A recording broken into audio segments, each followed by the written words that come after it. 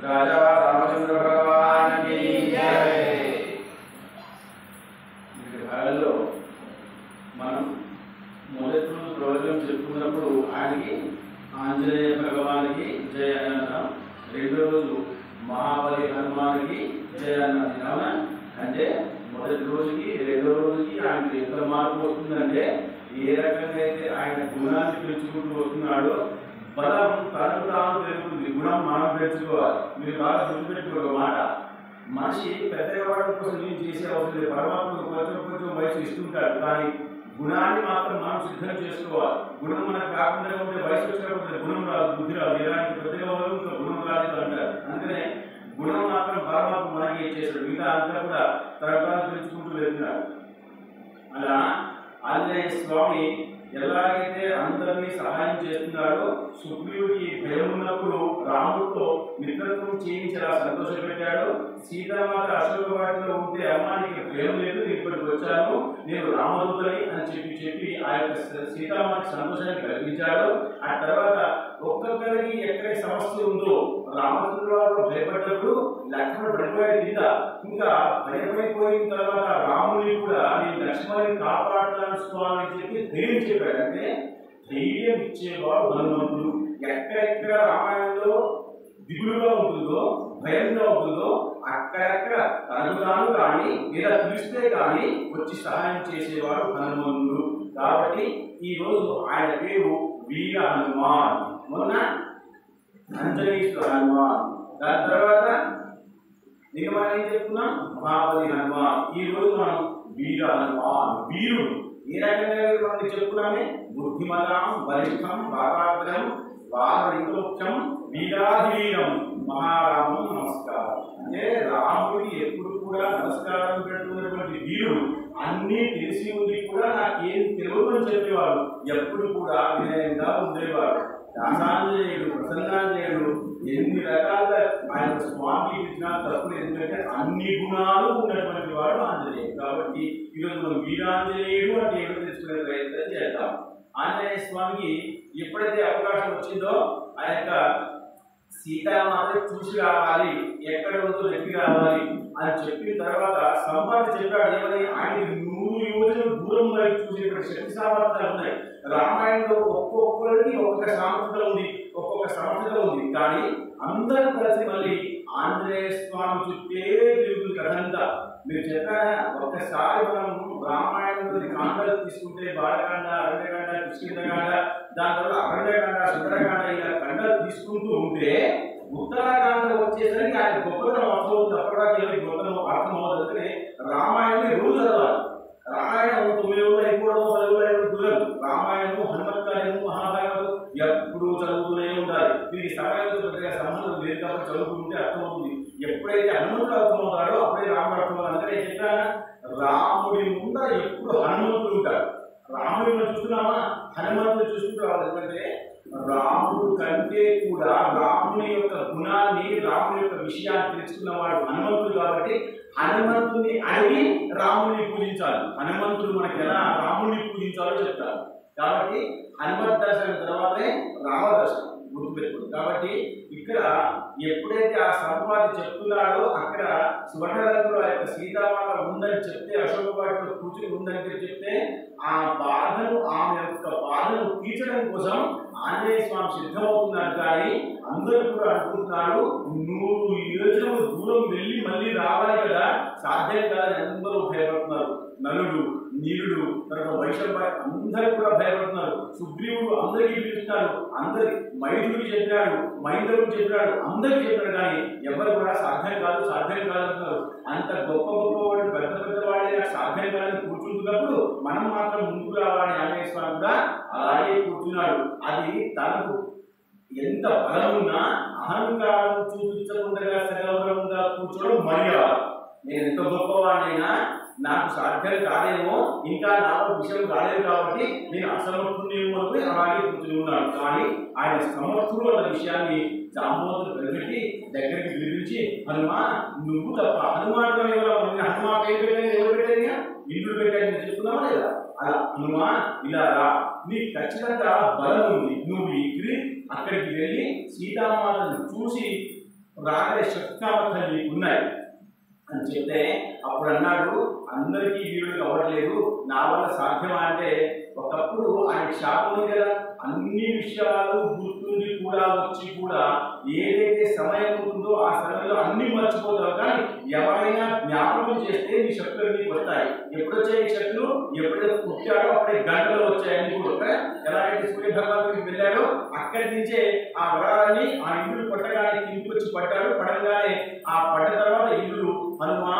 అన్నాడు హనుమా అంటే ఒక్కొక్కళ్ళు ఒక్కొక్క వరాన్ని ఇచ్చుకుంటూ వచ్చారు కాబట్టి ఆ వరాలన్నీ ఆయన దగ్గర ఉన్నాయి కానీ ఎప్పుడు అవసరం పడేది భక్తుడికి శస్త్రాస్త్రాలతో పని లేదు భగవంతుడికి శస్త్రాస్త్రాలతో ఎక్కడ పని లేదు ఆయన ఆంజనేయ స్వామి యుద్ధం చేస్తున్నప్పుడు పెద్దగా గదలు వాడలేదు మరణిస్తాం గదని కానీ అలంకారం భూషంగా ఇస్తాం కానీ ఆయన గదలు కూడా ఎప్పుడు అవసరం పడే అంత బాగా యుద్ధం చేస్తారు ఎందుకు భక్తుడు కాబట్టి ఏం శక్తి ఉంది కాబట్టి రామ నామ జప శక్తి ఉంది కాబట్టి ఆయన యుద్ధం చేస్తాడు ఎవరి కోసం చేస్తాడు రాముడిని గెలిపించడం కోసం చేస్తాడు కాబట్టి ఆయన శస్త్రాస్త్రాలతో పెద్దగా పని లేదు అప్పుడే జాంబోతుడు హనుమను పిలిచి హనుమా నువ్వు ఖచ్చితంగా వెళ్ళగలుగుతాయా నువ్వు వెళ్ళు అని చెప్పగానే నాకైతే ధైర్యం లేదు మీరు చెప్తే నేను సిద్ధమవుతున్నాను అన్నాడు అనగానే ఎప్పుడైతే ఆ యొక్క జాంబవంతుడు రాముడి కళ్ళల్లో చూసి వాళ్ళు గుర్తుపెట్టుకోండి ఇక్కడ చిన్న చిన్న విషయాలు కూడా పెద్ద పెద్ద ప్రబంధనాలు చేస్తాయంటే ప్రపంచన ఆంజనేయ స్వామి ప్రపంచ భీమరూపి మహారుద్ర భద్ర హనుమాన మారుతి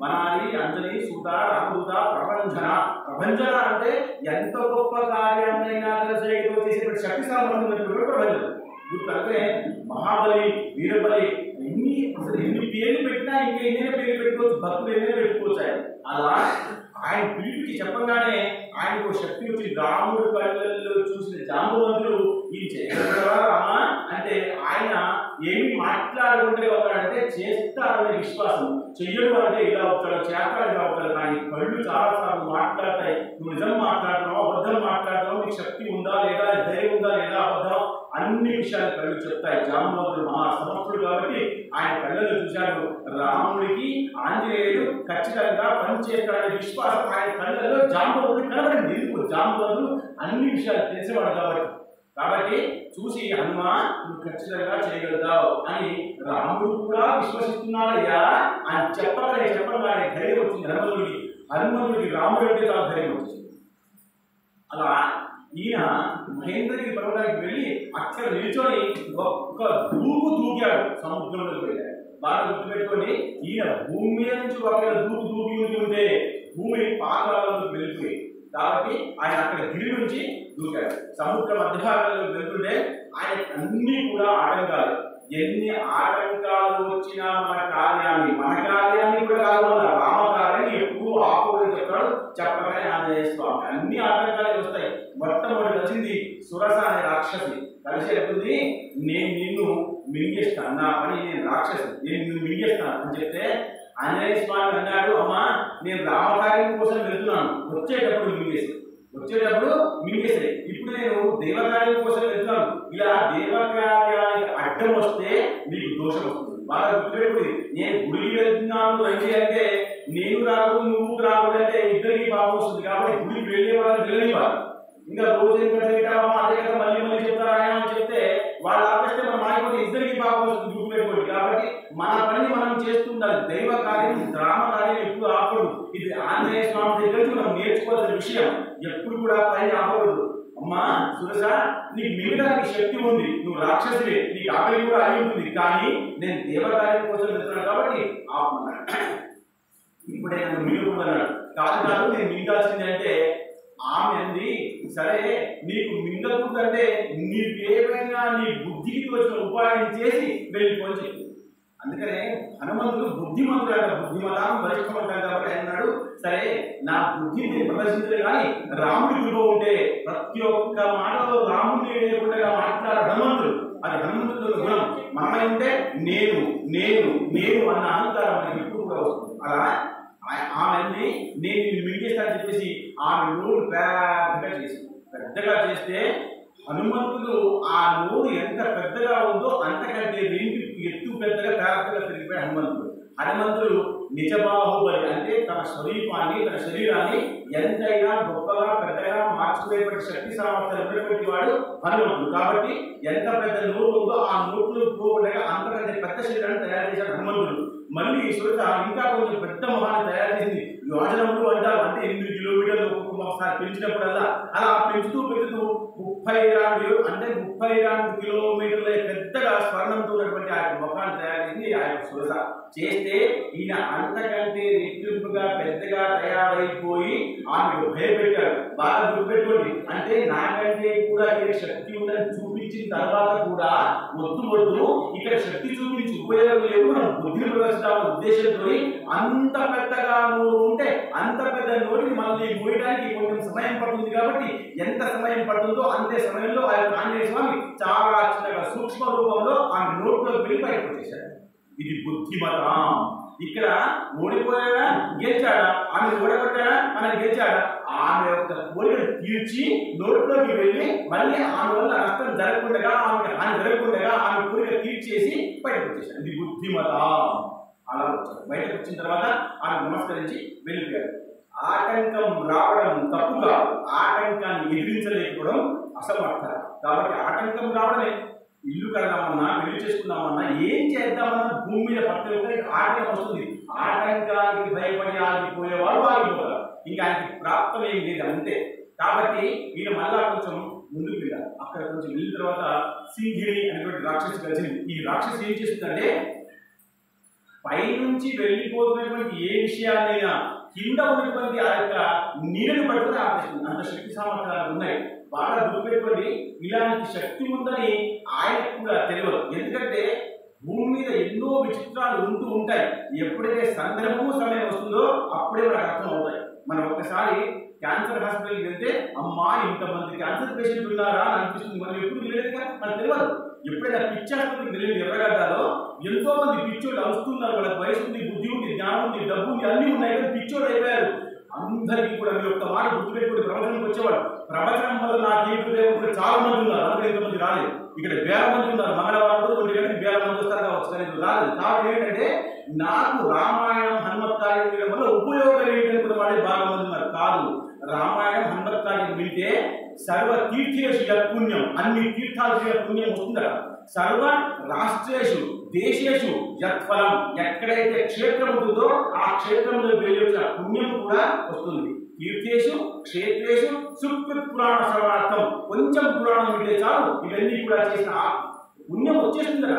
అందుకనే చాలా మంది మనం ప్రయాగయాత్రకు ఎంతో మంది వెళ్ళి స్నానం చేసి వచ్చారు. స్నానం చేసి వచ్చేస్తే పుణ్యం వస్తుంది, ఎవరో చెప్పారు కాబట్టి చేశారు కదా. మరి వచ్చేసింది పుణ్యం, మీకు అర్థమైతే పుణ్యం వచ్చిందని స్నానం చేసి దాన్ని పుణ్యమైన కొత్తగా కనబడతారు. శరీరం మీద, బుద్ధి మీద, ఆలోచన శరీరం మీద లేదే.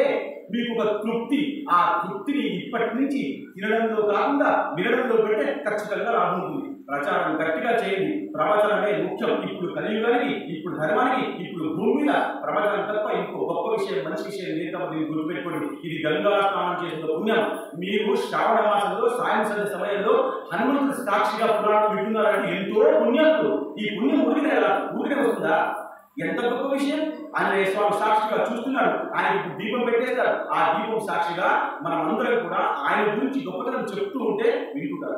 రామాయణం జరుగుతూ ఉంటే హనుమంతుడు వస్తాడు, కానీ హనుమత్ ప్రవచనం జరుగుతుంటే హనుమత్ భక్తులు అందరూ వస్తారు. మనం అందరం హనుమత్ భక్తులు. మీరందరూ గొప్పవాడు, దీనికి అనుమానం లేదు. రాజా రామచంద్ర భగవాన్ ప్రవచనమే వినండి. అలా సింగిని పైనుంచి వెళ్తున్నటువంటి ఆ యొక్క హనుమంతుని యొక్క ఛాయ అంటే నీడను పట్టుకునే ప్రయత్నం చేస్తుంటే ఆంజనేయ స్వామి మర్కటుడు, ఆయన ఇటు వస్తాడు అటు వస్తాడు, తిన్నగా నుంచి అలవాటు ఉండదు. కాబట్టి ఎక్కడైతే ఆయన గుణం కావాలో అక్కడ గుణాన్ని వాడుకునేవాడే గుణవంతుడు.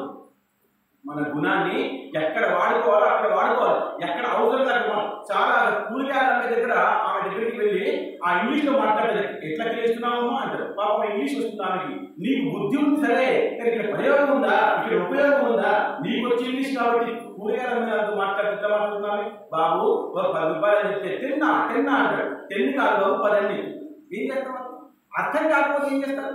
మనిషికి మనిషి అర్థం. గుణాన్ని ఎప్పుడు ప్రదర్శించాలో అప్పుడే ప్రదర్శించాలి. కాబట్టి ఇలా ప్రదర్శిస్తే తప్పు, దోషమే. అలాంటిది ఆయన ఆ గుణాన్ని గుర్తు తెచ్చుకొని నేను చెట్టు మీద ఉన్నప్పుడు చిన్నగా ఉన్నప్పుడు ఎలా ఎగురుకుంటూ ఉండేవాడో అలా ఎగురుకుంటూ ముందుకు వెళ్ళిపోయాడు. ఎలా వెళ్ళిపోయాడు? తప్పించుకుని వెళ్ళిపోయాడు. సింగిలి కూడా ఓడిపోయింది. మళ్ళా కొంచెం దగ్గరికి వెళ్ళాడు.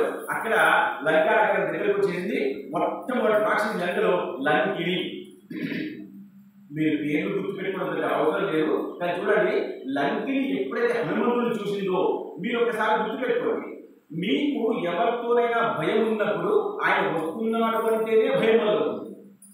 మనము హోంవర్క్ చేయలేదు, తండ్రి వస్తున్నాడు అంటే బండి శబ్దం రాగానే భయం కలుగుతుంది. ఆయన రావడం, మాట్లాడడం అసలు అవునో కాదో, ఆయన అక్కడికి ఆఫీసులో ఎన్ని కష్టాల్లో ఉన్నాడో, ఏమో ఇంటికి వచ్చి తిడతాడో, పట్టుకుంటాడో, అడుగుతాడో లేదో, పుస్తకం చూపించమంటాడో లేదో తెలియదు. కానీ ఆయన వచ్చి బండి హార్న్ అవ్వగానే ఇవి లోపల గూలుస్తాడు. ఏమంటుందానే? అమ్మో నాన్నగారు వచ్చారు అడిగేస్తాడేమో అన్న భయం.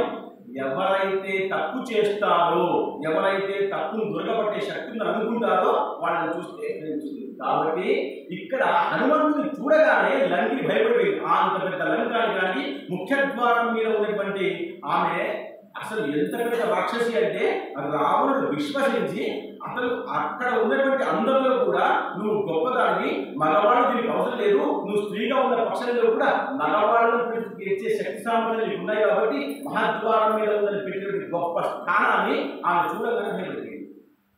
ఎప్పుడైతే మనిషి భయపడిపోతాడో అప్పుడే సగం మృత్యుని దగ్గరికి అవుతాడు. అనారోగ్యం వచ్చినా, బాధ వచ్చినా, కష్టం వచ్చినా, నష్టం వచ్చినా, ఏమొచ్చినా భయపడి ఆగిపోకూడదు. ఆగిపోతే మృత్యు దగ్గరికి వస్తుంది. కాబట్టి లంకిని కళ్ళలో కళ్ళు పెట్టి చూశాడు. లంకిని హనుమంతుడు చూసింది, భయపడిపోయింది. భయపడిపోగానే ఏమిటమ్మా అలా భయపడిపోతున్నావు, నేను లోపలికి వెళ్ళాలి అంటే వెళ్ళమని. ఏమిటి నువ్వు ఇక్కడ ఉన్నటువంటి ద్వారపాలకులు కదా, నువ్వు నన్ను కొమ్మని చెప్పడం అధర్మం కదా అన్నాడు. అంటే ఆంజనేయ స్వామికి ధర్మాధర్మాలు బాగా తెలుసు. 9 శాస్త్రాలు నేర్చుకున్నాడు, 4 వేదాలు నేర్చుకున్నాడు, 18 పురాణాలు నేర్చుకున్నాడు. పురాణాలు ప్రయత్నం కాకంటే ముందే పురాణం నేర్చుకున్నాడు. కాబట్టి ఆయన గొప్పవాడు. అందుకనే బుద్ధిమతం వరిష్ఠమతం వాదాత్మజం అంటే నేను చెప్పాను. వాదము అంటే వాదము తమో పిత్తంలో వాదము ఒక వాయువు యొక్క కుమారుడు కాబట్టి అంత తీక్షణంగా, అంత గొప్పగా, అంత చురుగ్గా వెళ్ళిపోతాడు మన బుద్ధిలోకి, మన మనసులోకి. కాబట్టి ఆంజనేయ స్వామిని మనం దర్శించేటప్పుడు ఎప్పుడు కూడా తీక్షమైన ఆయన పాదాలకు చూడాలి. చూస్తే భగవంతుడి యొక్క దృష్టి మన ముసలి మీద పడుతుంది, మనకు పుణ్యం వస్తుంది. గుర్తుపెట్టుకోండి, ఎవరిని ఎప్పుడు ఎక్కడ దర్శించాలో కూడా శాస్త్రంలో చెప్పబడి ఉంది. అందుకని మనం అంటాం కదా, శివుడికి సాయంత్రం పూజించాలి, అమ్మవారికి మధ్యాహ్నం పూజించాలి, రాముడు మధ్యాహ్నం పుట్టాడు, కృష్ణుడు రాజుపల్లి పుట్టాడు అంటావా లేదా? అన్నిటికీ ఒక నిబద్ధమైనటువంటి నివేదన ఉంది. అలా ప్రయత్నం చేస్తే పుణ్యం వస్తుంది. అలా ఆమె చెప్పంగానే కొమ్మనంగానే అమ్మ అలా చేస్తున్నామంటే అప్పుడు ఆమె ఎప్పుడైతే బ్రహ్మ అన్ని వరాలు ఇచ్చుకుంటూ రాముడికి ఒక్కసారి నరుడుతో, తర్వాత వానరుడితో కష్టం వచ్చినప్పుడు రావణుడు ఓడిపోతాడు, నువ్వు అడ్డం రావు, నీకు మోక్షం వస్తుందని చెప్పాడు కాబట్టి నాకు కూడా మోక్షం కావాలి. కాబట్టి ఇప్పటిదాకా అన్యాయంగా భయంతో ఈ దగ్గర ఉండిపోయాను, కానీ ఇప్పుడు నేను చూసిన తర్వాత నాకు ఒక ధైర్యం వస్తుంది, నేను కూడా మోక్షానికి వెళ్తాను. వాటికి అర్థం ఏంటి? ఆంజనేయ స్వామి కష్టాలు ఉన్నప్పుడు మనం ఒకవేళ ఆయన దగ్గరికి వెళ్ళి నమస్కారం చేస్తే ఆయన పుణ్యం ఇచ్చేస్తాడు, మోక్షం పంపించారు. ఇప్పటిదాకా జరిగినటువంటి అన్యాయం ఏం చేసినామే ద్వారపాలకులాగా ఉంది. అక్కడ ఎవరి దగ్గర? రాముడి దగ్గర. రాముడు న్యాయం చేసేవాడు కాదు, అన్యాయం చేసేవాడు. సీతామాతని పట్టుకొచ్చాడు కాబట్టి అన్యాయం చేసేవాడు. అలాంటి వాడి దగ్గర పనిచేసిన పక్షంలో కూడా స్వామి హనుమాన్ నిన్ను చూసిన తర్వాత నాకు మోక్షానికి వెళ్తాను నమ్మకం వచ్చింది అని అర్థం పెట్టింది. అంటే హనుమాన్ యొక్క కృప కలిగితే ఎంత సమస్య ఉన్నా వెళ్ళిపోతున్నారు. ఎంత పెద్ద సమస్య ఉన్నా, ఇప్పటిదాకా ఎన్ని కష్టాల్లో ఎన్ని బాధల్లో ఉన్నా అన్ని బాధలు ఆయన్ని చూడంగానే పోతాయి. అయితే మీరు ఒక విషయం గుర్తుపెట్టుకోవాలి, ఆయన్ని చూడంగానే పోతాయనే విషయం మనం గుర్తుపెట్టుకోవాలి. కానీ ఆయన కూడా మనల్ని చూడాలి. ఆయన మనల్ని ఎలా చూస్తాడో ఆ చూసే విధానం మనం నేర్చుకోవాలి. పూజ, భక్తి, ధర్మము, న్యాయము, శాస్త్రము ఆయనకి ఏం నచ్చుతుందో అది చేయాలి. ఆయనకి ఏం నచ్చుతుంది? సేవ. ఆయన ఏం చేసే జీవితం అంతా సేవ. ఎవరి కోసం? ధర్మం కోసం. ఎవరి కోసం? రాముడి కోసం. ఎవరి కోసం? స్వామి కోసం. కాబట్టి ఈ విషయం మనం మనసులో పెట్టుకుంటే మనకు కూడా అంతే పుణ్యం వస్తుంది. సేవకుడిగా ఉన్నటువంటి ఆంజనేయ స్వామి ఒక్కొక్క ఊరికి ఒక్కొక్క దేవుళ్ళగా తయారయ్యాడు. ప్రతి ఒక్క ఊరిలో ఒక ఆంజనేయ స్వామి ఆలయం ఖచ్చితంగా ఉంటుంది. ఎందుకు? కృప చూపించడానికి కాదు, మీకు ధర్మ మార్గంలో నడిపించడం కోసం. చాలా మందికి అలవాటు దేవుడి దగ్గరికి వెళ్ళాలి, టెంకాయ కొట్టాలి, దండం పెట్టాలి, కోరిక కోరుకోవాలి. కాదు కాదు కాదు.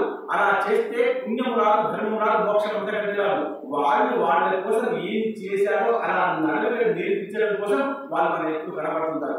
ఆంజనేయ స్వామిని చూస్తే మనం అప్పుడే అనుకోవాలి, ఈయన సేవకుడు, సేవ చేయాలి దేనికి, ధర్మానికి అన్న విషయం మనం గుర్తుకు రావడం కోసం ఆలయ పోయి టెంకాయ పోయి ప్రదర్శన చేసి కోరుకోవడం కోసం కాదు ఆలయం. ఆలయము ఒక శిక్షణ కేంద్రం అంటారు కదా, అంటే శిక్షణ నేర్చుకోవాలి. మనం నేర్చుకుంటున్నామా? ఏ దేవుడి దగ్గరికి వెళ్ళినా మనం వరం కోరుకుంటాం, నాకు ఇల్లు కావాలి, నాకు ప్రమోషన్ కావాలి, నాకు ఆరోగ్యం కావాలి. వాళ్ళు ఇవ్వడానికి అవసరాలైనా గవర్నమెంట్ ఆఫీస్ నాకు కావాలి కాదు కాదు. మీరు ఎలా నడవడాలో, ఎలా ఉండాలో భూమి మీద మనిషిగా ఎలా బ్రతకాలో చెప్పడం కోసం గుర్తు చేస్తారు ఆంజనేయ స్వామి. కాబట్టి ఆమెను పంపించేస్తున్నాడు. ఆమె కొంతకాలం తర్వాత మోక్షానికి వెళ్ళిపోయింది. ఈయన లోపలికి వెళ్ళారు. లోపలికి వెళ్ళి ఎక్కడైతే ఆ యొక్క శ్రీరామ అశోక వాటిలో కూర్చుని ఉందో అక్కడ వరకు ఆయనకి వెతకడానికి చాలా సమయం పడుతుంది. ఎందుకు సమయం పట్టింది అంటే, మంచి దగ్గరికి వెళ్ళడానికి సమయం పడుతుంది. మనం ప్రతి ఒక్క శబ్దంలోంచి, ప్రతి ఒక్క విషయంలోంచి ఒక విషయం మనం వెతుక్కోవాలి. మంచి దొరకడం కోసం సమయం పడుతుంది. ఒక్కసారి ఆమె కంట కనబడిందా, ఆమె మహాలక్ష్మి. ఆమె కనబడిందా ఇంకా విజయమే. దీనికి అనుమానం ఉందా?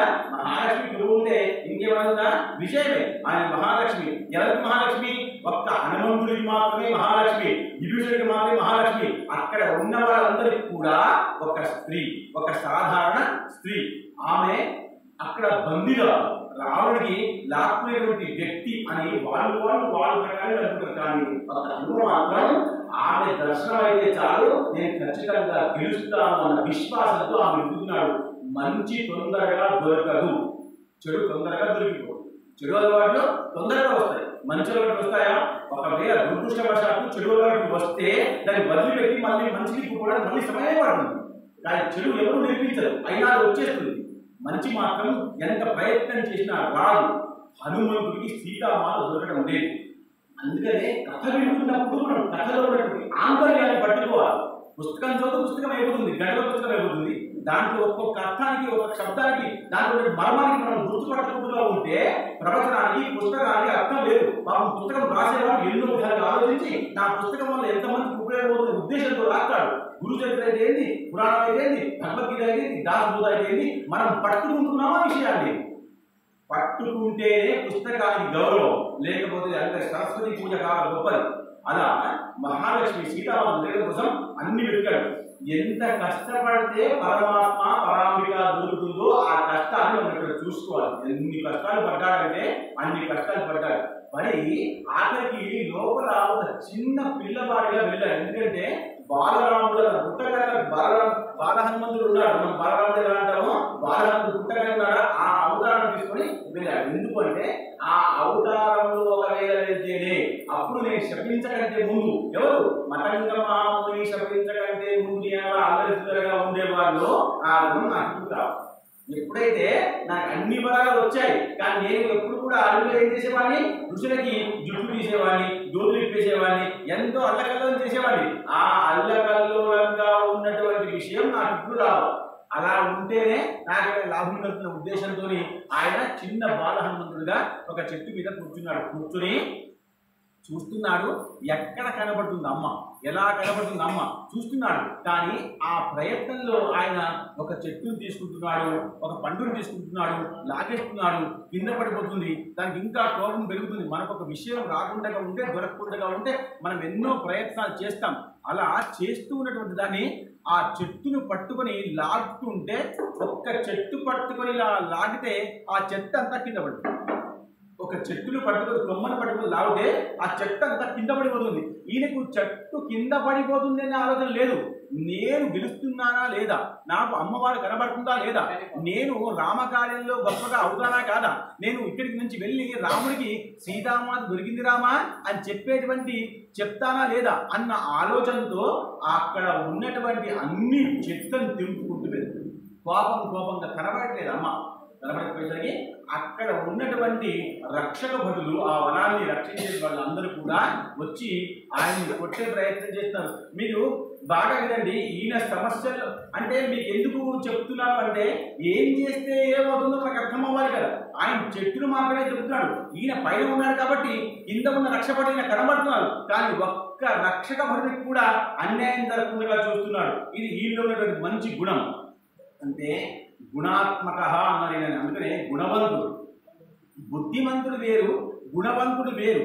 కాబట్టి ఇక్కడ గుణాన్ని చూపించిన ఏంటంటే వాళ్ళు ఏం చేస్తున్నారు, వాళ్ళ రాజు ఏం చెప్పారో అది చేస్తున్నారు. నాకు నా స్వామి ఏం చెప్పాడో అది చేస్తున్నాను. కాబట్టి వాళ్ళకి నష్టం జరగకూడదనే ఉద్దేశం ఆయనలో ఉంది. కాబట్టి ఆయన గెలిచి వస్తాడు. ఎవరికి కూడా ఎదుటి వ్యక్తికి నష్టం జరగకుండా ప్రయత్నం చేస్తామన్నవాడు ఖచ్చితంగా విజయం ఉంటుంది. ఎదుటివాడు ఎటైనా పోయి మీరు మాత్రం గెలవాలన్నా ఖచ్చితంగా అపజయమే ఉంటుంది. అపజయము ఎలా ఉంటుందంటే ఆయనకి అనుమానంతో అవమానంతో ఉంటుంది. మన 2 సార్లు ఉంటుంది. కాబట్టి వాళ్ళు ఏం చేయలేదు. కానీ రక్షక భటుల యొక్క పని ఏమిటంటే ఎవరైతే వనానికి నష్టం కలిగిస్తున్నారో వాళ్ళని పట్టుకోవాలి, నిర్బంధించాలి. అప్పుడు వాళ్ళు వచ్చి ఆయన్ని పట్టుకునే ప్రయత్నం చేస్తుంటే ఆయన ఇక్కడి నుంచి అక్కడికి, అక్కడి నుంచి ఇక్కడికి దూకి కాళ్ళకి దెబ్బలు తగులుతున్నాయి, చేతులకు దెబ్బలు తగులుతున్నాయి. ఈ అలవాటు ఆయనకు ఉంది. కానీ ఈ అలవాటు ఉన్న పక్షంలో కూడా ఇక్కడ మనసు బుద్ధి 2 లేవు. కాబట్టి మనం రోడ్డు మీద నడుస్తున్నప్పుడు మన మనసు బుద్ధి అక్కడ లేకపోతే కారు వచ్చినా కనబడదు, బండి వచ్చినా కనబడదు, మనకు తగులుతాయి, రాళ్ళు తగులుతాయి, అన్ని తగులుతాయి, కాళ్ళకి దెబ్బలు కూడా తగులుతాయి. ఎందుకు? అందుకనే కృష్ణ పరమాత్ముడికి కలవటానికి సుధాముడు వెళ్ళినప్పుడు ఆయనకి బాగా దెబ్బలు తగ్గుతాయి. కానీ పెద్దగా పట్టుకోడు ఆయన. ఎందుకు? ఆయన లక్ష్యం ఏమిటి? కృష్ణ పరమాత్మ కనబడాలి. ఇక్కడ ఆంజనేయ స్వామి విషయం ఏమిటి? నాకు అమ్మవారు కనబడాలి. కాబట్టి వాళ్ళని తప్పించుకుంటూ చెట్ల నుంచి పైకి వెళ్తూ ఉంటే దెబ్బలు ఉన్నాయి. అంటే దీనికి అర్థం ఏంటంటే ఎంత కష్టం వచ్చినా భగవత్ కార్యాన్ని ఆపకూడదని చెప్పగానే చెప్తాడు హనుమంతుడు. చెప్పగానే చెప్పి ఎంత కష్టం వచ్చినా, ఎంత దుఃఖం వచ్చినా, బాధ వచ్చినా, దెబ్బలు పడ్డా, కింద పడ్డా, వాళ్ళు కొట్టేస్తారని తెలిసినా, మనం పట్టుకుంటే మళ్ళీ వాళ్ళ శిక్షిస్తారు భయం ఉన్నా, ఎన్ని ఉన్నా పట్టుకోకుండా లక్ష్యం కోసం వెళ్ళి ఎక్కడైతే దూరంగా అశోక వాటిలో ఆయన చెట్టు కింద కూర్చున్న సీతామాతను చూసి అనుకుంటాడు ఆమె సీతామాత అయి ఉంటుంది. కానీ ఇక్కడ హనుమంతుడు ఒక్కొక్కసారి ఏం చేశాడంటే ఊళ్ళో ఉన్నటువంటి అన్ని విషయాలు కూడా చూసి వస్తాడు, అన్ని చేస్తాడు. కానీ ఎక్కడ దొరకదు కాబట్టి వనంలో వచ్చి కూర్చుంటాడు.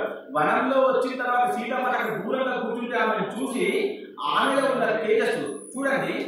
ఎవరికైతే చాలా మంది రాళ్ళు పెట్టుకుంటారు, చేతికి చాలా మంది రాళ్ళు పెట్టుకుంటారు. కానీ దాని గురించి తెలిసిన వాళ్ళు అప్పుడే దాన్ని పట్టుకుంటారు. ఇది చాలా మంచిది, ఇది చాలా చెడ్డది, ఇది పనిచేస్తుంది, ఇది పనిచేయదు. దాని పట్ల మనకి సార్వభౌమాధికారం ఉండాలి. అన్ని అధికారాలు తెలిసి ఉంటారు మనకి. ఆ రత్నం గురించి, ఆ రాయి గురించి కదా కొంచెం ముత్యం పెట్టుకుంటారు. అలాంటి ముత్యం బాగుంటుంది, ఇలా ముత్యం బాగుంటుంటే దానికి పరిశీలించేవాడు గొప్పవాడై ఉండాలి. అలా ఆమె సీతామాతను ఎప్పుడైతే హనుమంతుడు చూశాడో ఆమెను చూడంగానే ఆమె విహీనంగా ఉంది. అంటే వస్త్రాలు మంచిగా లేవు, పాడైపోయిన వస్త్రాలు, ఆమె వెంట్రుకలు బాగా లేవు, ఆ ముఖం మీద తేజస్సు లేదు. ఆమె బాగా అలిసిపోయి బాధపడిపోయి ఇంకా రాముడు వస్తాడో రాడో అన్న భావనతో ఒక చెట్టు కింద ముడుచుకొని కూర్చున్నటువంటి ఆ యొక్క మాటను చూసి ఈయన గుర్తుపట్టాడు. ఇది పరిశీలన. అంటే పరిశీలన అంటే ఎలా పరిశీలన? ఖచ్చితంగా ఈమె అయి ఉంటుంది అన్న నమ్మకం. ఎలాంటి నమ్మకం? ఈయన దృష్టి అంతా అమ్మని చూస్తుంది, స్త్రీని చూడండి. కాబట్టి అమ్మ అలాగే గుర్తుపడతాడు. అంటే 100 మంది ఆవులు తన ఆవులు ఎట్లా పట్టుకుంటూ తల్లిని వదిలిపెట్టేస్తే అలా ఈ కొడుకు ఆ తల్లిని చూసి పరిగెత్తుకుంటూ వెళ్ళాడు. కానీ వెళ్తూ వెళ్తూ మళ్ళీ ఆయనకు అనుమానం వచ్చింది. అయ్యో నాకు ఆమెకి పరిచయం లేదే, నేను ఎలా పరిచయం చేసుకోవాలి అన్న భయంతో మళ్ళీ పైన చెట్టు మీద ఆగి కూర్చున్నాడు. కూర్చొని అమ్మను చూస్తున్నాడు. మీరు కూడా గుర్తుపెట్టుకోండి, పరమాత్మ కనబడ్డాడు అన్న తర్వాత ఈయన పరమాత్ముడే విశ్వసించిన తర్వాత ఆయన చూస్తా చూస్తా చూస్తా ఉన్నాడు. సమయం లేదు అని చెప్పేసి వచ్చేసి నీళ్లు వేసేసి తెంగాయ కొట్టి పరీక్ష వేసి వెళ్ళిపోకండి. అలా వెళ్ళిపోతే ఇది పూజ కిందికి రాదు. పూజ అన్న విషయంగా లేదు. ఎవరు చెప్పారో అన్ని ఇలా చెప్పి మనం దానికి అలవాటు పడిపోయాం. నేను మళ్ళీ అంటే మీకు మళ్ళీ కోపం వస్తుంది. 1 గంటకు వస్తారు చాలా మంది. 1 గంటకు వచ్చేవాళ్ళు భోజన భక్తులా, దేవుడి భక్తులా? భోజన భక్తులు కదా. ఇట్లా అంటే మీకు అందరికి మళ్ళీ కోపం వస్తుంది. మంగళవారం వచ్చి భోజనం చేసే వాళ్ళకి. అయ్యో నేనేమంటున్నా అంటే మీరు 10 గంటలకే రండి, కథ మొత్తం వినండి. సత్యనారాయణ భక్తులే ఇక్కడ ప్రధానికి ఎంతమంది ఉన్నారు? వచ్చిన రోజు 13 మంది ఉన్నారు, భోజనానికి 1000 మంది ఉన్నారు. మరి ఏమి మీకు పిలిచింది దేనికి? ప్రధానికే భోజనానికా? మరి మీరు కథ వినకుండా ఒకటి పుణ్యం ఎందుకు వస్తుంది? మీరు కథే వినదలుచుకోలేదు కూడా. ఎందుకు అంటే వింటే పట్టుకోవాలి కాబట్టి. ఇంకెందుకు పట్టుకోవడం? కాబట్టి వచ్చేవద్దు, పట్టుకోవడం తెలుసుకోవడం. అలా ఆయన అమ్మను చూస్తూ ఉన్నాడు. చూస్తూ ఉంటే అసలు అమ్మ ఎలా ఉందంటే ఇంకా ఆ ఎండిపోయిన తులసి చెట్టు మన ఊరికి వెళ్ళిపోతే తులసి చెట్టు ఎండిపోతుంది. ఎండిపోయిన తర్వాత మనం మళ్ళీ వెళ్ళి కొంచెం నీళ్లు వేసి దండం పెట్టేసి దీపం పెడితే ఒక అరగంట తర్వాత మళ్ళీ అది పుంజుకుంటుంది. మీరు ఎప్పుడైనా చూసి చూడండి. అన్ని చెట్లలో ఉన్నటువంటి గుణం కంటే కూడా తులసి చెట్టులో ఉన్న గుణం ఏంటంటే అది 7-8 రోజుల వరకు ఎండిపో అసలు ఆరిపోదు. మీరు చూడండి, ఒకవేళ పోయినా మళ్ళీ మీరు నీళ్ళు పోస్తే మళ్ళీ పుంజుకుంటుంది. అయితే దానికి కూడా కొంచెం కర్మ ఉండాలి, కొంచెం భక్తి ఉండాలి. మీరు పనికిరానప్పుడు దాన్ని ముట్టుకోకుండా ఉండాలి, వేరే వాళ్ళు ముట్టుకోకుండా ఉండాలి, శ్రద్ధగా ఉండాలి. ఉంటే ఏదైనా శ్రద్ధగా ఉంటే శ్రద్ధగా ఉంటుంది. శ్రద్ధగా లేకుండా స్వామి మీరు చెప్పారు నేను నిజంగా చెప్పుకోవాలి వెళ్ళిపోయింది అంటే నాకు అర్థం లేదు. కాబట్టి దానికి చెప్తే నేను ఎందుకు చెప్తున్నా, అలా వాడిపోయినటువంటి ఆమె ముఖాన్ని చూసి కూడా ఆమెకి నేను దగ్గరికి వెళ్ళి రాముడు నీకోసం ఎదురు చూస్తున్నాడమ్మా ఒక్క మాట చెప్తే తప్పిపోయిన పిల్లవాడు దొరికాడు తల్లి ఎంత ఆనందిస్తుందో అలా నేను వెళ్ళి చెప్పగానే ఎంత సంతోషిస్తుందో అన్న విషయాన్ని గుర్తు తెచ్చుకుంటే సీతామాత ఎంతో మహాలక్ష్మిలాగా కనబడుతుంది. కానీ ఎంత ఊహిస్తున్నాడు ఎక్కడ పైన కూర్చుంది. ఎందుకు కిందికి వెళ్తే నమ్ముతుందో లేదో భయం. భయము భక్తి కోసం ఉండాలి. అంటే భయము భక్తి రెండు చుట్టాలన్నారు. భయము భక్తి. భగవంతు పట్ల భయం ఉండాలి, భక్తి ఉండాలి. చదువు పట్ల భయం ఉండాలి, భక్తి ఉండాలి. అందుకనే విద్యార్థులను సుఖం రావాలి అంటే భయంతో ఉన్నటువంటి సుఖం తీసుకోవాలి. ఎలా మనం కొంచెం సేపు చదువుకోవాలి, కొంచెం సేపు ఆగిపోవాలి. అందుకనే హనుమంతుడికి సాయంత్రం కూడా చదువుకోవాలంటే మీరు గుర్తుపెట్టుకోండి. సాయంత్రం కూడా దీపం పెట్టినప్పుడు ఎవరు చదువుకోకూడదు. ఏం చదువుకోవచ్చు, మీరు రామనామో పుస్తకమో ఇంకా చదువుకోవచ్చు. కానీ విద్యను ఆర్జించేటువంటి విషయం చదువుకోకూడదు.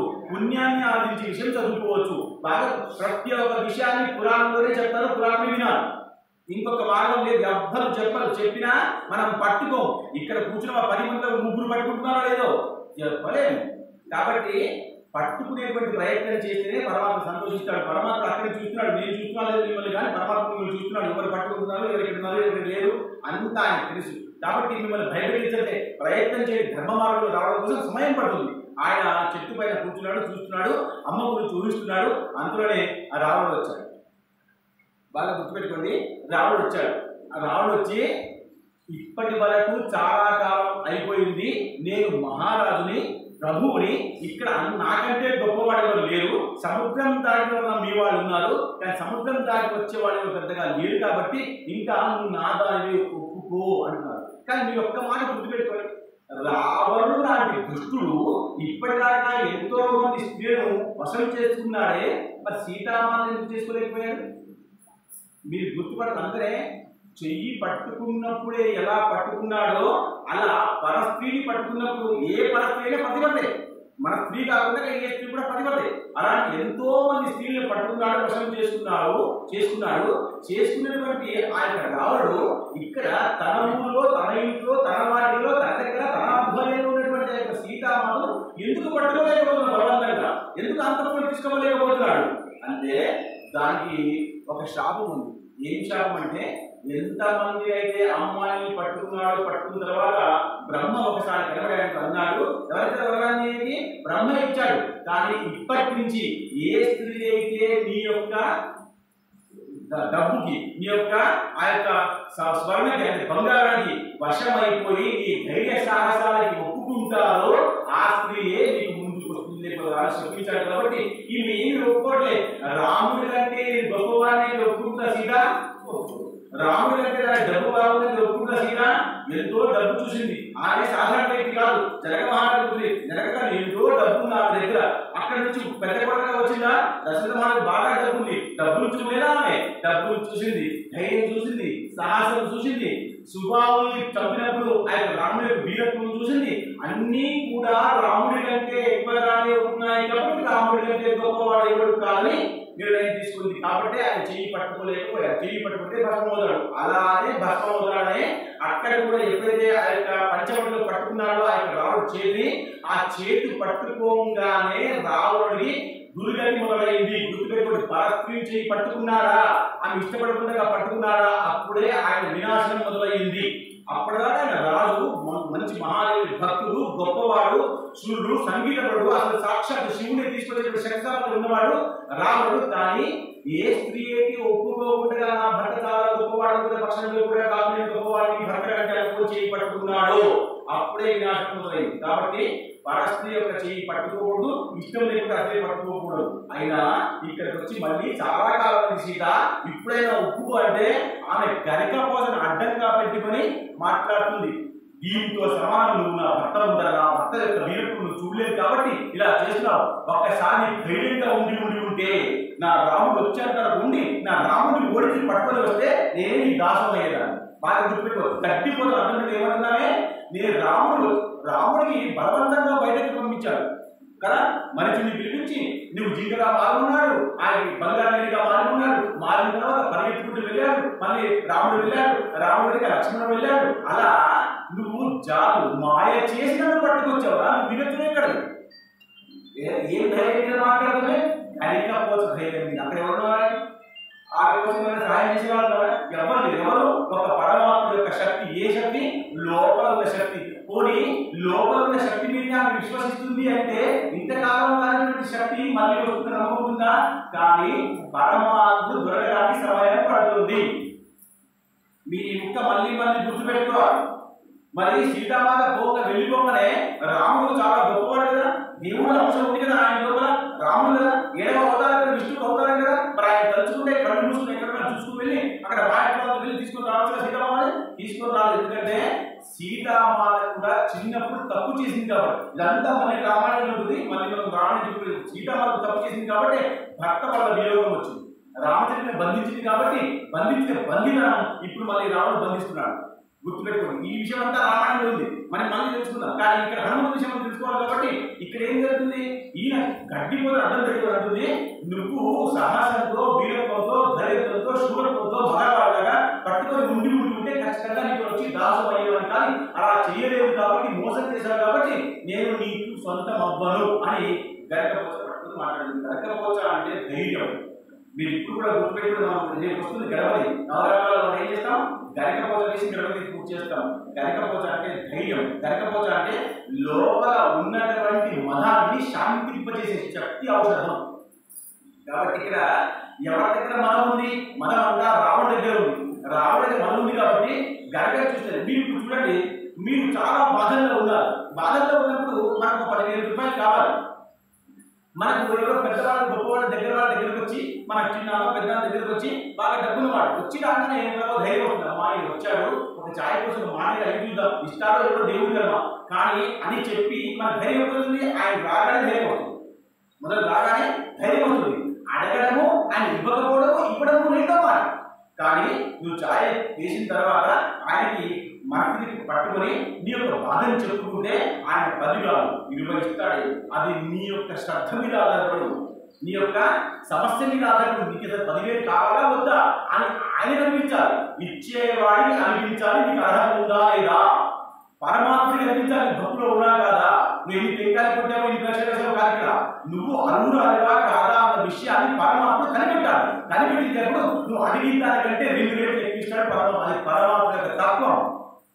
గుర్తుపెట్టుకోండి. అలా గరికపోతని అడ్డం పెట్టి మాట్లాడితే ఆ గరికపోతలో ఉన్నటువంటి ఔషధ తత్వము ఆ రాముడి యొక్క మస్తిష్కంలోకి వెళ్ళిపోయి ఆయన శాంతించి వెళ్ళిపోతున్నారు. ఈ సన్నివేశం అంతా కూడా ఆంజనేయ స్వామి పైకి చూస్తున్నాయో, నా సీతామాతకి ఎంత సమస్య వచ్చింది చూడండి. నా సీతామాతకి ఎంత సమస్య వచ్చింది.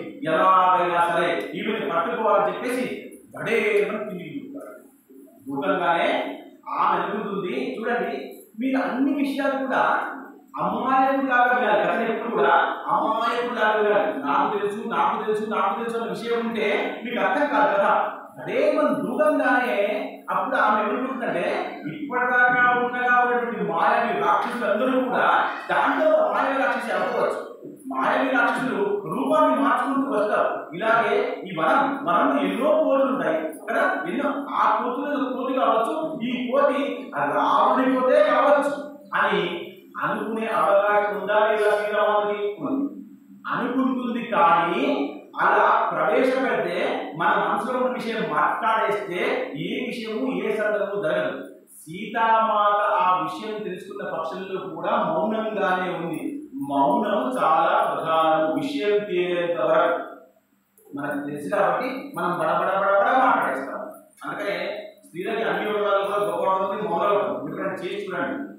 ఆడవాళ్ళకి మౌనం చేస్తారు కదా, గంట సేపు కూడా చేయలేదు. కానీ ఏం చేయాలి అంటే నాకు పుణ్యం కావాలి, గంట సేపు చేస్తే చాలా రోజులు 24 గంటలు. కాబట్టి ఆమె మౌనంగా నిలబడిపోతే ఆయన ఆంజనేయ స్వామి అంటాడు, అమ్మా నన్ను గుర్తుపట్టు అంటాడు. మీరు ఒక మాట చెప్పాను, వాడాడే పక్షుల్లో కూడా నోట్తో మాట్లాడుతున్నాడు. సంపాతి పక్షి అయినా నోట్తో మాట్లాడుతున్నాడు. గరుడ పక్షి అయినా నోట్తో మాట్లాడుతున్నాడు. నోటితో మాట్లాడే వాళ్ళందరూ కూడా మానవులే. మీరు ఒక్క మాట మళ్ళీ గుర్తుపెట్టుకోండి. హనుమంతులో గొప్ప విషయాలు తెలిస్తే మనకు నోట్తో మాట్లాడుతున్నారా మనుషులే. అదే ఇప్పుడు మనుషులు చెప్తున్నారు కదా, అక్కడ ప్రాంతంలో ఉన్న వాళ్ళు మీకు కొంచెం దూరం వేరే దేశం వెళ్ళండి, అక్కడ ఉన్న వాళ్ళు చిన్నగా జిడ్డుగా నల్లగా విచిత్రంగా ఉంటారు. కానీ వాళ్ళ భూమి మీదనే ఉన్నారు, వాళ్ళకి మనుషులే అంటారు. ఇంకా కొంచెం దూరం వెళ్ళిపోక ఇంకో దేశానికి వెళ్ళండి, అక్కడ వాళ్ళు తెల్లగా ఉంటారు, పెద్దగా ఎత్తుకుంటారు. వాళ్ళు మనుషులు, మనము మనుషులు. కానీ మనము వాళ్ళు మనుషుల పక్షంలో కూడా మన సాంప్రదాయం మన విధానం వేరు, వాళ్ళ సాంప్రదాయం వాళ్ళ విధానం వేరు. వాళ్ళకి రష్యన్స్, ప్యారిస్, టాలనీస్, జపనీస్, అమెరికన్స్ అంటాం. వాళ్ళకి తెల్లగా అమెరికన్స్. మనం ఎక్కడైనా పుణ్యక్షేత్రాలకు వెళ్తే అమెరికాలో వస్తే మనం వాళ్ళని చూసుకుంటూ కూర్చుంటాం. వాళ్ళు తెల్లగా ఉంటారు కాబట్టి వాళ్ళని చూసుకుంటూ దేవుడు చూడటం లేదు, దాన్ని చూడలేదు, వాళ్ళే చూసుకుంటూ కూర్చుంటారు. వాళ్ళు మనం చూస్తారా? చూడాలి. ఎందుకంటే మీరు పిచ్చోడు బాగా చూస్తున్నారు కాబట్టి వాళ్ళు దేవుడు చూస్తారు, మనం వాళ్ళని చూస్తారు. ఇంతే. కాబట్టి అక్కడ మాట్లాడుతున్న వాళ్ళందరూ కూడా మనుషులే. కాబట్టి అందుకనే సుగ్రీవుడు కోరి అనుకున్న పక్షులు కూడా సుగ్రీవుడికి ఒక రాజ్యం కిష్కింద అంత మొత్తం ఆయన రాజు. కోరి అనే పక్షుల్లో వదిలిపెట్టేస్తావా? ఆయన రాజు కదా, ఆయనకి మంత్రి ఉన్నారు, వ్యవస్థ ఉంది, భార్య ఉంది, పిల్లలు ఉన్నారు. మరి కోరి అంటే ఎట్లా? కోరికి ఇల్లుందా? ఇప్పుడు మన కోరికలు ఇల్లున్నాయా? మరి ఆయన రాజ్యం ఉందా? మాట వచ్చా? వానరులో విషయం తీసేది ఎట్లా? వానరులో ఎట్లంటే వనంలో సంచరించేవాడు వాడు అంతే. కాబట్టి ఆయన అమ్మ దగ్గర దూకాడు. దూకి అమ్మ అన్నాడు. అమ్మ అనగానే సీతామాత చెవులు అమ్మ అనగానే ఎలా అనిపిస్తుంది చూడండి. ఒకసారి తప్పి ఇక్కడ ఎవ్వరు లేరు, మన వాళ్ళు ఎవరు లేరు, మనం ఎక్కడ ఉన్నాం, ఇక్కడ తప్పిపోయాం. మన వాళ్ళు ఎవరైనా ఏమమ్మా నిజామాబాద్ ఎందుకంటే దొరికిపోయారు, ఎవరో దొరికిపోయారు కదా, వాడు పట్టుకెళ్ళా మన విషయం. కానీ మనం దొరికిపోయాం ఎవరిలో, మన వాళ్ళకు మనం దొరికిపోయాం. మన వాళ్ళకు మనం దొరికిపోవాలి. మన వాళ్ళు ఆంజనేయ స్వామి, ఆయనకు మనం దొరికిపోవాలి. మనం పరిగెత్తకూడదు, మనం ఎప్పుడు పరిగెత్తుతూనే ఉంటాం. ఆయన పట్టుకునే ప్రయత్నం చేస్తాడు. కానీ ఆయన మీరు అనుకున్నట్టుగా ఆయన ఇప్పుడు ఆలయంలో ఉన్నాడు. ఎప్పుడు కూడా మీలోనే ఉంటారు, మీతోనే ఉంటారు, మీ దగ్గరే ఉంటారు. మనకు కనబడడు కాబట్టి మనం ఇక్కడ వచ్చి దండం పెట్టుకుంటాం. కానీ ఎప్పుడు కూడా ఆయన సీతామాత అనుసరణ చేసిందా ఆంజనేయ స్వామి కోసం? చేసిందా? చేయలేదే. చేయకపోయినా వచ్చాడు. వచ్చి సమర్థవంతంగా ఆమెను గెలిపించే ప్రయత్నం చేస్తున్నాడు. నిలబడ్డాడు. అమ్మ అన్నాడు. సీత బాగా సంతోషించింది. ఎవరో నన్ను అమ్మ అన్నాడు. కానీ ఇది కూడా మాయ అయి ఉండవచ్చు, ఇది కూడా మాయ అయి ఉండవచ్చు. కాబట్టి ఆమె తొందరగా మాట్లాడకుండా ఎవరా అని ఎందుకు అంది అంటే, అమ్మ అన్న పదానికి ఒక స్వతంత్రం ఉంది. మీరు బాగా గుర్తుపెట్టుకోండి. తండ్రికి మనం ఎరా అనే అవకాశం లేదు, కానీ తల్లికి ఏమమ్మా అని మాట్లాడాలి. ఏకవచనం తండ్రికి బహువచనంగా మాట్లాడాలి. అమ్మ అనిపిస్తే ఎరా అని అనగానే వీళ్ళు కూడా సంతోషించారు. అబ్బా నా తల్లి ఇలా అనిపించిందే, మీరు ఎప్పుడో నా తల్లిని బతికి వచ్చారు. అక్కడ ఎవరు తల్లి? అంజనాదేవి. గుర్తుపెట్టుకోండి. మీరు ఒక 5-6 రోజులు నాతో ఉండండి, మీరు ఎక్కడికి వెళ్ళిపోకండి. అంజనాదేవి కదా. అప్పుడు పిలిచినటువంటి మాట ఇప్పుడు అని పిలిస్తే ఎవరో ఆయన సంతోషించి చూశాడు. వాళ్ళిద్దరికి ఒక సంబంధం ఏర్పడింది, తల్లి బిడ్డ సంబంధం ఏర్పడింది. చూసి దగ్గరికి వచ్చాడు. వచ్చి అమ్మా అన్నాడు. అనగానే ఎవరా అనగానే ఆయన ఏం చెప్పాడు కదా, నేను హనుమంతుని రామదూతను. బాగా గుర్తుపెట్టుకోండి, నేను హనుమంతుని రామదూతను అని చెప్పాడు. అంటే నేను ఒక సేవకున్నమ్మా, మీరు ఆయన సేవకుడు అంటే నీకు కూడా సేవకునే. ఎలా మాట్లాడితే మనిషి కరిగిపోతాడో మాట్లాడడం గొప్ప విషయం. ఎలా కరిగిపోతాడో అలా మాట్లాడాలి. ఎలా కరిగిపోయి మన పని అవుతుందో అలా మాట్లాడించగలగాలి. 2 జరగాలి. వంకాయలు అమ్మేవాడికి బుద్ధి ఉండాలి, కొనేవాడికి ఉండాలి. వాడకమాడాలి, వీడకమాడాలంటే వంకాయలు మాట్లాడాలి. మన వంకాయలు పద్ధతి. అందుకని ఆంజనేయ స్వామి దగ్గర మాట్లాడడం నేర్చుకోవాలి. వాళ్ళు నేర్చుకున్నాం కదా. ఎప్పుడైతే వాళ్ళు వచ్చారో ఋషిముఖి పర్వతం దగ్గరికి, అప్పుడు ఆయన రాముడితో అంటున్నాడు, రామా దేవా నువ్వు ఇంత గొప్పగా ఉన్నావయ్యా, అసలు శత్రుడిలోనో నాకు అనుమానంగా ఉంది, ఎవరయ్యా నువ్వు అన్నాడు. ఎవరయ్యా నువ్వు, ఇక్కడ తిరిగి వచ్చావు, వారి సుగ్రీవుడు చంపడానికి వచ్చావా, వారి మనిషివా అని తొందరపడలేదు. తొందరపడి మాట్లాడకూడదు. కాబట్టి దండం పెట్టి అమ్మ నేను హనుమంతుడిని రామదూతని చెప్పగానే సీతామాత కొంచెం సంతోషం వచ్చింది, కానీ నమ్మలేదు. నమ్మకపోగా నువ్వు ఖచ్చితంగా హనుమంతుడివే రామదూతుడివే చెప్పడానికి ఏమైనా ఆధారం ఉందా అని అడిగారు. మీరు బాగా గుర్తుపెట్టుకునే ఇక్కడ విషయం ఏంటంటే, ఇంతమంది అక్కడి నుంచి సముద్రాన్ని చేసి ఇక్కడికి వస్తామనుకున్న వాళ్ళలో ఒక్క హనుమంతుని మాత్రం విశ్వసించే ఒక ముద్రకి ఇస్తాడు రామచంద్రుడు. వారి విశ్వాసం ఎవరు పోగలుగుతారు? ఖచ్చితంగా హనుమంతుడు మాత్రమే వెళ్తాడు, ఎవ్వరూ వెళ్ళలేరు అని ఉన్న ఒక్కటి ఆయన ఇచ్చేశారు. అది దగ్గర పెట్టుకున్నాడు. కాబట్టి అంతా ఎప్పుడున్నా దుంకినా ఏం చేసినా వరాన్ని తీసేసినా ఆ యొక్క అట్టహాసం చేసినా ఆయన దగ్గర ఉన్నటువంటి ఆ ముద్రిక మాత్రం జాగ్రత్తగా పెట్టుకున్నాడు. మనం సెల్ఫ్ దగ్గర పెట్టుకుంటా ఎంత బుద్ధి వచ్చినా, ఎంత బాధ వచ్చినా, ఎంత విషయం వచ్చినా, ఏ వచ్చినా ఏమైనా సెల్ఫ్ మాత్రం వదిలిపెట్టాడు. ఎవరది నాది ప్రతి ఒక్కరికి ఒక సెల్ఫ్ నాది నాది నాది ఆ నాది రోజు ఆ ఫోన్ బయటకు రాదు. సరే ఆ ముద్ర దగ్గర పెడుతున్నాడు, ఆ యొక్క అమ్మకు చూపించాడు. అమ్మ చూసింది, సంతోషించింది. కానీ ఎప్పుడైతే నేను రావణుడిని పట్టుకొస్తున్నాడో అప్పుడు నా దగ్గర ఉన్నటువంటి అన్ని ఆభరణాలు వేసుకుంటూ వస్తున్నాడు. కింద అన్ని ఆభరణాలు వేసుకుంటూ వచ్చాను కాబట్టి రావణుడిని గుర్తుపట్టగలిగాడు, ఈ దారి జరిగింది. అలాగే ఈ రాముడు కూడా నన్ను వెతుకుతూ ఉన్నప్పుడు ఆ దారిలో లేక నన్ను సీతా అని వెతికాడేమో, వెతుకుతున్నప్పుడు ఎన్ని చమత్కారం చేశాడో. కాబట్టి ఎక్కడ పడుకున్నాడో, ఎక్కడ ఉన్నాడో, ఎక్కడ తిన్నాడో, ఎవరు తీసుకున్నారో, ఇంత మంచిగా అందంగా ఉన్నటువంటి బుద్ధులు ఎవరు లాక్కున్నారో, రాముడి ధ్యాస ఉందో లేదో మేమే కాబట్టి మీరు భార్య లేకుండా ఉన్నటువంటి భర్త సుఖంగా ఉండడం కష్టం కాదు, అబద్ధం. భర్త ఒకసారి అసలు లేడు అన్న విషయం అయితే భార్య ఎంత మనం బాధ అనుకుంటామో, పాపం ఆయన భార్య భర్త లేదనుకుంటు. కానీ ఒక్కసారి భార్య కూడా తల్లిగా ఇంటికి పోతే ఇక్కడ చూడాలి, ఇల్లు నరకం లాగా ఉంటుంది.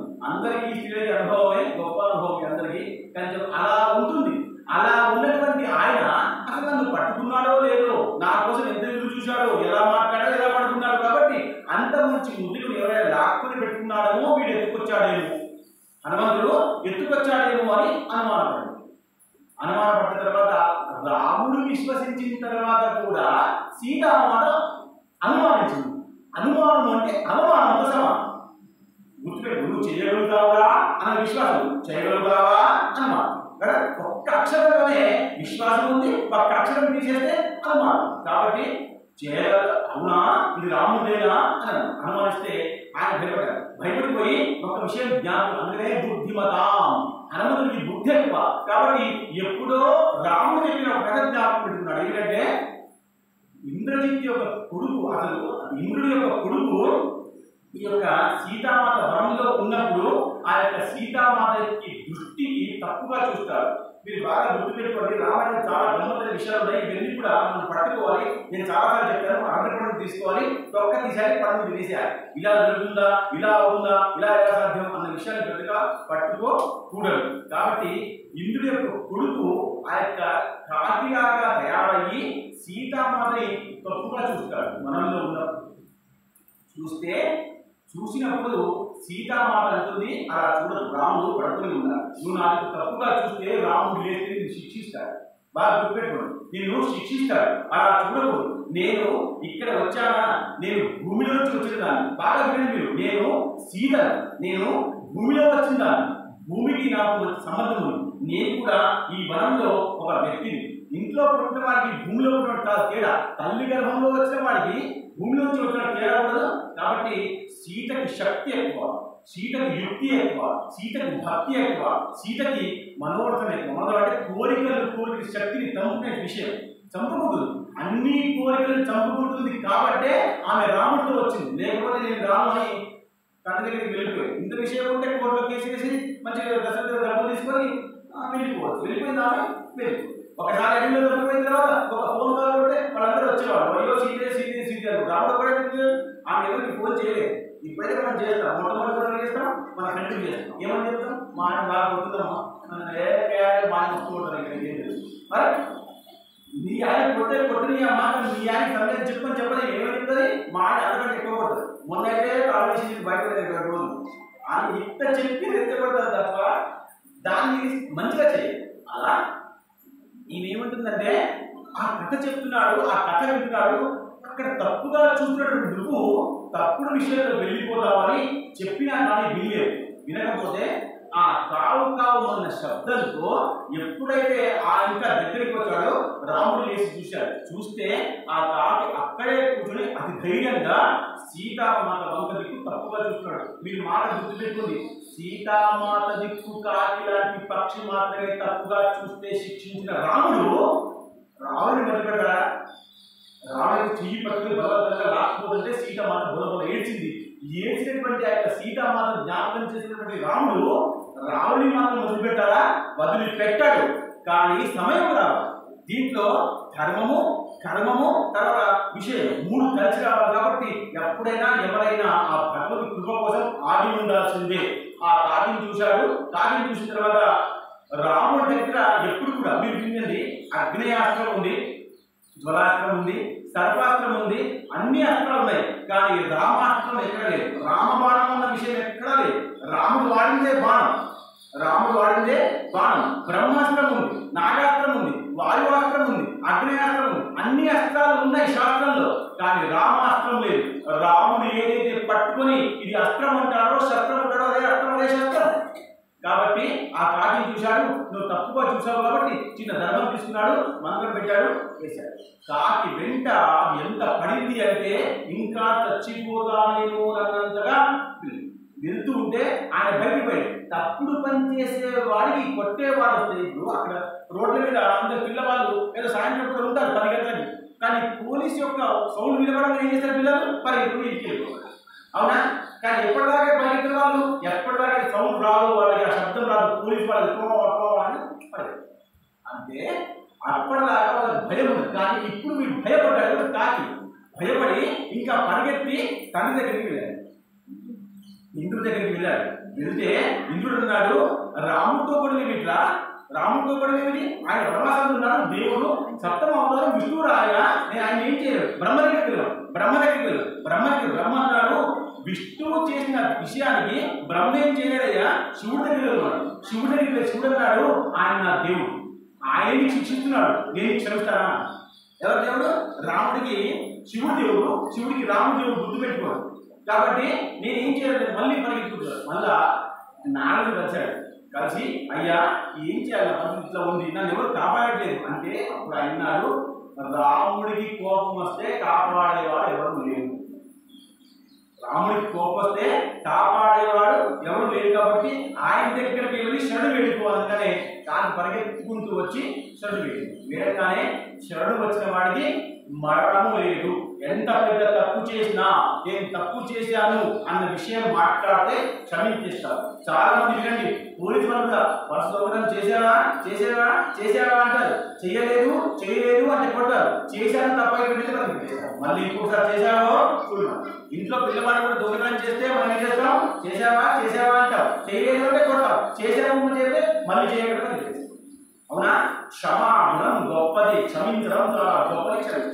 క్షమించేశాడు. కానీ నువ్వు సీతామాత అంటే జగత్తుకే తల్లికి నువ్వు తప్పుగా చూశాడు కాబట్టి నీ దృష్టి మంచిది కాదురా అని చెప్పి శపిస్తాడు. కాబట్టి అప్పటి నుంచి కాకి ఒకటే గుడ్డు, 2 కళ్ళున్నా ఒకటే, ఆయన ఇలా చూడాలి అట్లే పిల్లాలి.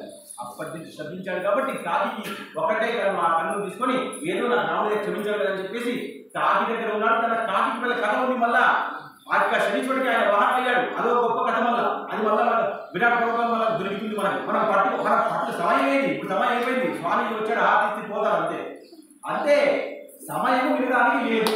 మనం ఎప్పుడు విరాట్ పర్వం వెళ్ళాలి, ఎప్పుడు పోవాలి, ఎప్పుడు అయోధ్యకాండ కావాలి, అవ్వదు.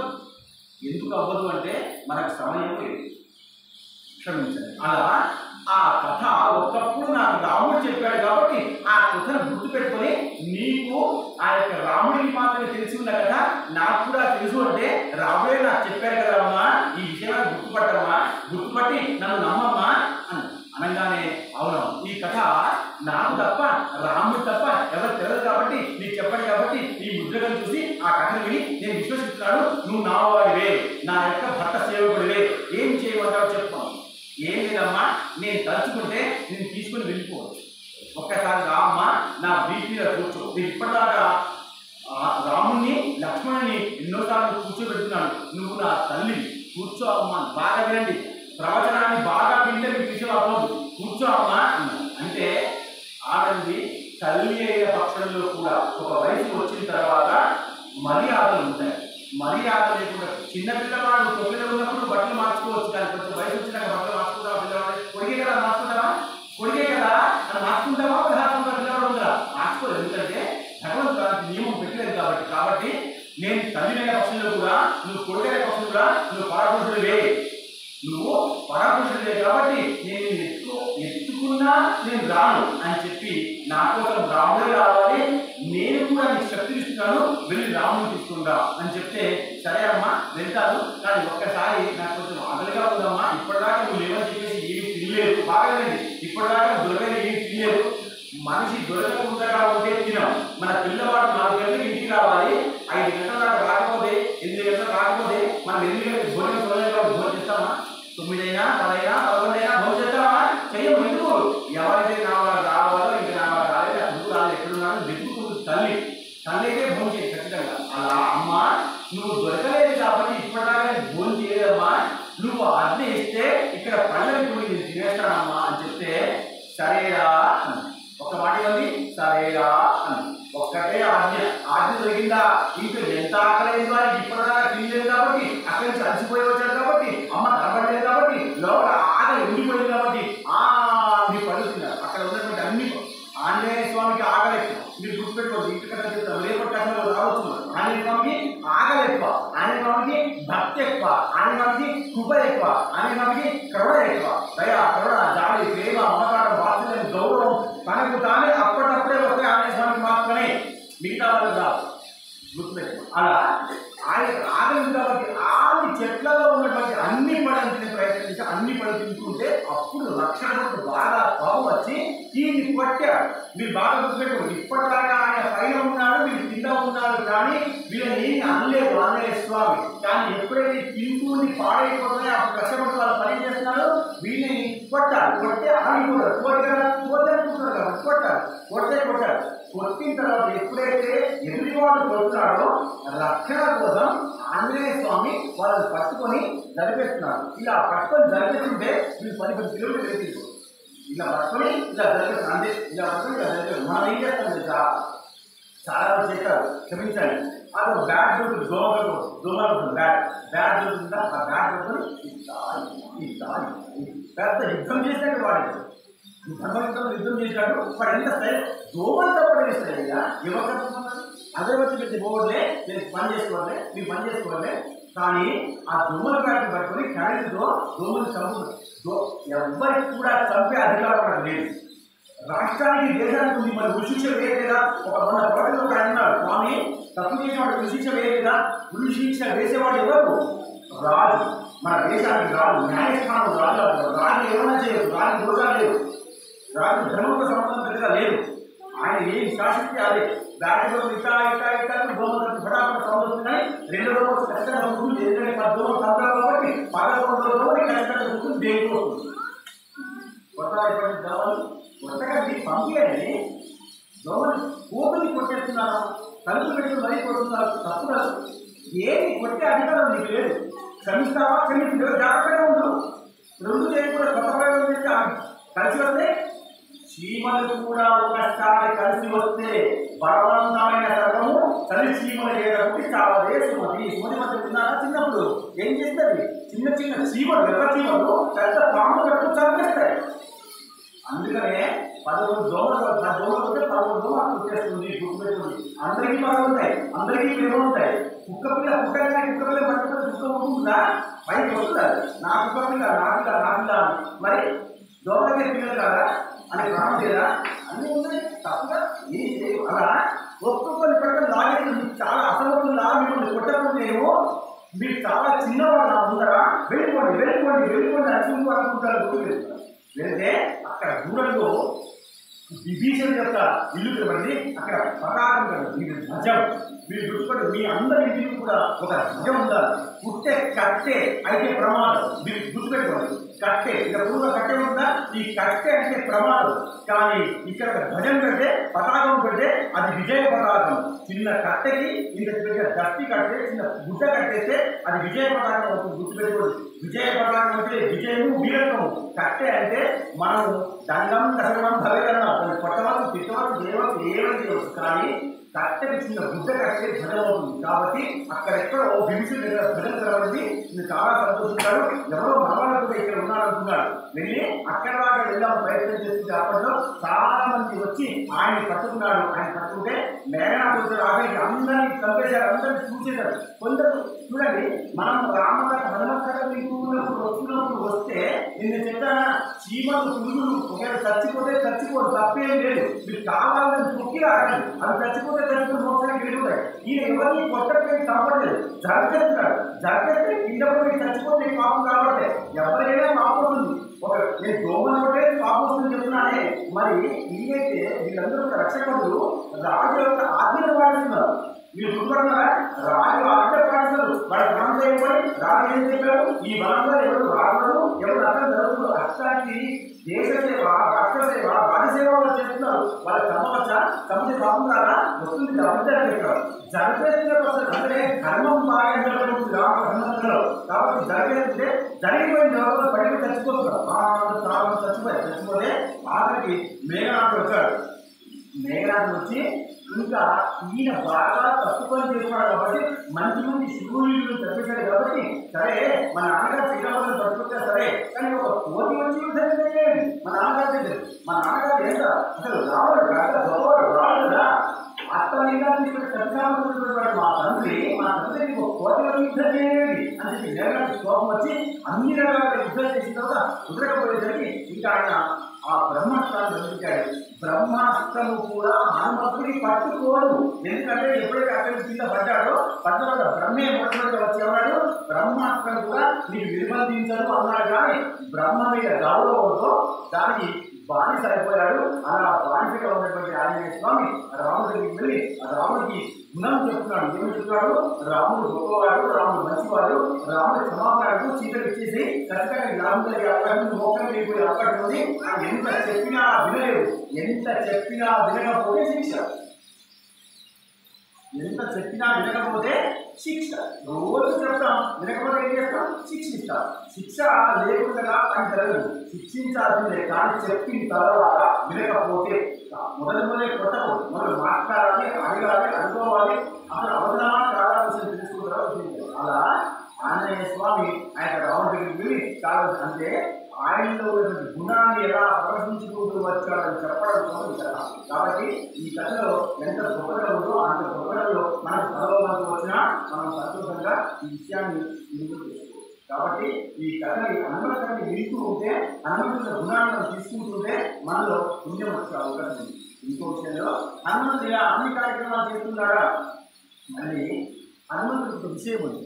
హనుమంతుడు ఏం చేస్తాడంటే ఎవరికి ఎప్పుడు ఎక్కడ ఎలా ఏమి ఇవ్వాలో అది ఇచ్చేస్తూ ఉంటాడు. అందుకనే లక్ష్మణుడికి సంజీవికాలు ఇచ్చేశాడు, సుగ్రీవుడికి ధైర్యంగా ఇచ్చేశాడు, సీతారాముడికి డబ్బులు చెప్పాడు ఇచ్చేశాడు. అంటే ఎవరికి ఎప్పుడు ఎక్కడ ఏం కావాలో స్వామి తన పరిస్థితులు ఇస్తాడు కాబట్టి ఆంజనేయ స్వామి యొక్క కృప కలగాలి అంటే మనం ఆంజనేయ స్వామి కథను ఎప్పుడు కూడా నెమరు వేసుకుంటున్నారు. గిరి పంచిపెట్టడం కాదు ధర్మం. అది పుస్తకం చదువుతున్నారా, పుస్తకం చదువుతున్న తర్వాత దాన్ని నెమరు వేసుకోవాలి. మళ్ళీ నెమరు వేసుకుంటే మన విషయం అర్థం చేయడం జ్ఞాపకం రాదు. ఏదైనా పనైనా, విషయమైనా, చంద్రమైనా, ధర్మమైనా మనం పట్టుకొని నెమరు వేస్తూ ఉంటేనే సాధ్యం, లేకపోతే అసాధ్యమే. కాబట్టి ఆంజనేయ స్వామి ఈ విధంగా గొప్ప గొప్ప కార్యాలు చేశాడు. ఈ కార్యక్రమం మనం వినడం వల్ల మనలో ఒక శక్తి వస్తుంది. ఇప్పుడు చెప్పాను కదా, నేను హనుమంతుడి వల్ల లాభం ఏంటి అంటే శ్రావణ మాసంలో సాయంకాలం పూట ఆంజనేయ స్వామి ఆలయంలో ఆవునే దీపం యొక్క ఆధ్వర్యంలో మనం అన్ని కథ వింటున్నాం. కాబట్టి మనం సంపూర్ణంగా శ్రావణ మాసం పుణ్యాన్ని సంపాదించుకున్నట్టే లెక్క. రాజా భగవానికి జై, వీర హనుమానికి జై, వీర హనుమానికి జై.